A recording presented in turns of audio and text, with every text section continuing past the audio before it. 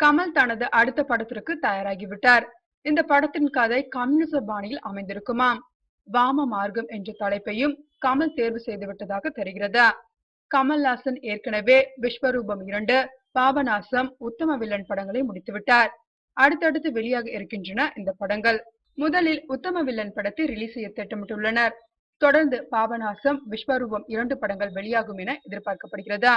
இன்னும் 2 வெளிப்படங்களில் நடித்த பிறகு சொந்த படத்தை பிரம்மாண்டமாக தொடங்க கமல் திட்டமிட்டுள்ளார். மருதநாயகம் மாதிரி இது அமையும் என்கிறார்கள்.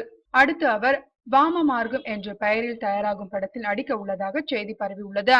இது கம்யூனிச பாணி கதை.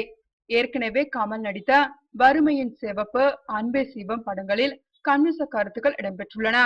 இது குறித்து கமல்ஹாசன் கூறும்போது, மருதநாயகம் போலவே வாம மார்க்கம் என்ற பெயரில் படம் எடுக்க வேண்டும் என்பது எனது கனவு.